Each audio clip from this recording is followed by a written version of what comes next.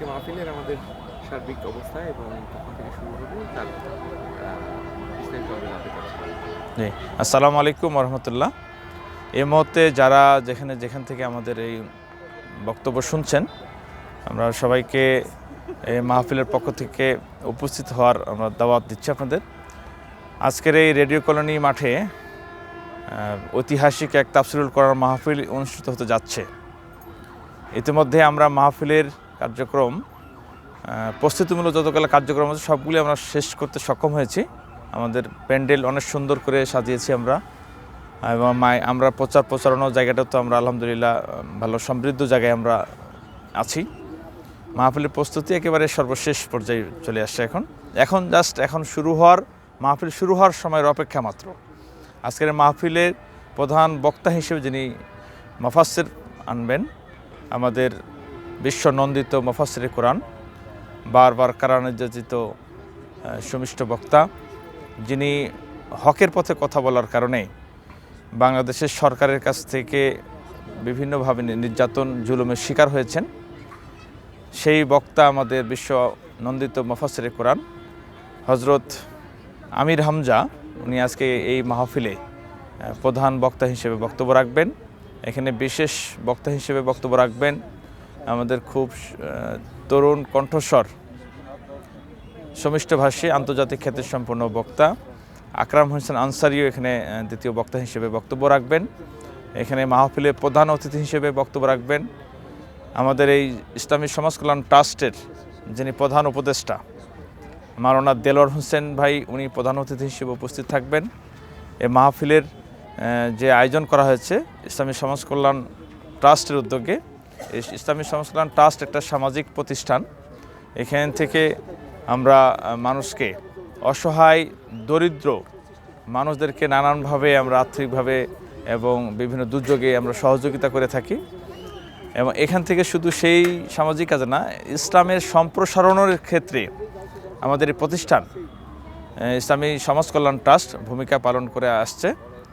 আমরা প্রতি বছর মাহফিল এখানে একসময় হতো, কিন্তু আমরা দর্শকরা সবাই জানে, বাংলাদেশের মানুষ, সারা বিশ্বের মুসলিম ভাষাভাষী মানুষরা সবাই জানে যে বাংলাদেশের এমন একটা রাজনৈতিক প্রেক্ষাপট বিরাজ করছিল, যে প্রেক্ষাপটে আসলে ইসলামের সঠিক কথাটা উপস্থাপন করার মতন সুযোগ ছিল না।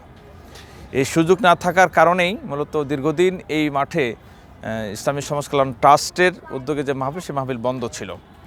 আরেকটি আপনাদের কথা আমার অবগত করে রাখি যে এখানে এই মাহফিলে এক সময় প্রতি বছর হযরত আল্লামা দেলোয়ার হোসেন সাদী সাহেব কিন্তু মাহফিলে প্রধান অতিথি হিসেবে বক্তব্য রাখতেন, কিন্তু তিনিও সরকারের রোষানলের শিকার হয়ে তাকে যে বন্দি করে রাখা হয়েছিল, বন্দি করে রাখার কারণেই মূলত সে ওই মাহফিলে অংশগ্রহণ করতে পারেন নাই।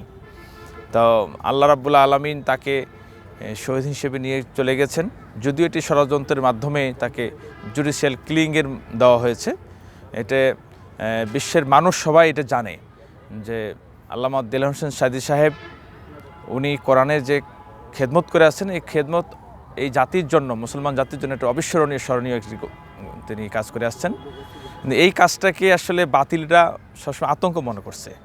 আতঙ্ক মনে করার কারণেই ঠুনকো অভিযোগে মিথ্যা মামলায় তাকে গ্রেপ্তার করে এক পর্যায়ে তাকে ফাঁসির কাষ্ঠ পর্যন্ত নিয়ে গেছে। যদিও ফাঁসি কার্যকর করেনি, চাপে, নানান ধরনের থেকে চাপ যার কারণে ফাঁসি কার্যকর করতে পারেন নাই। তাকে আমৃত্যু জেল দিয়ে বন্দি করে রেখেছিল। চিকিৎসার নামে তাকে হসপিটালে নিয়ে এসেছে।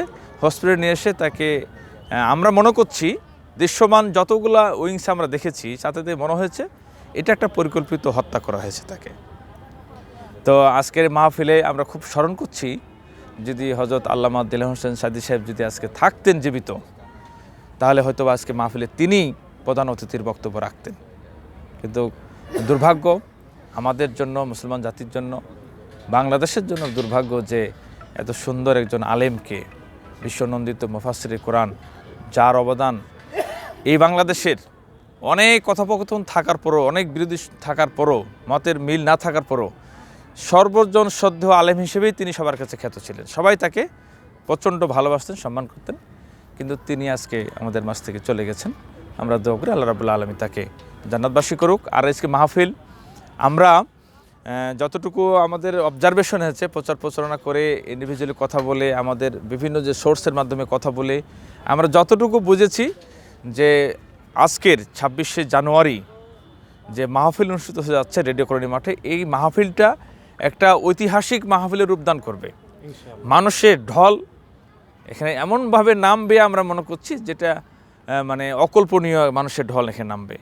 আমি আমার এই বক্তব্য যারা এখন শুনছেন আমি সবাইকে আহ্বান করব, আমরা এই কোরআনের এই কথা শোনার জন্য নিজেরা আসবো, নিজেদের পরিবারকে সাথে করে নিয়ে আসবো, আবার অন্যদের বন্ধু বান্ধব পরিচিত মহলদেরকেও আমরা এই মাহফিল শোনার জন্য দাওয়াত দিয়ে তাদেরকে নিয়ে আসার চেষ্টা করব। এখানে আরেকটি কথা আমি বলে রাখি, সেটি হচ্ছে যে আমাদের মহিলাদেরও কিন্তু এখানে পর্দার সাথে মাহফিল শোনার সুব্যবস্থা আছে এবং দেখারও সুব্যবস্থা আছে। প্রজেক্টরের মাধ্যমে আমরা সেটা দেখানোর আমাদের ব্যবস্থা করা হয়েছে। যার মা বোনদেরকেও আমি বলবো যে আপনারা এই মাহফিল শোনার জন্য আসবেন, মাহফিল শুনতে পারবেন, বক্তাকেও আপনারা দেখে সেটা শোনার সুযোগটা আপনারা পাবেন।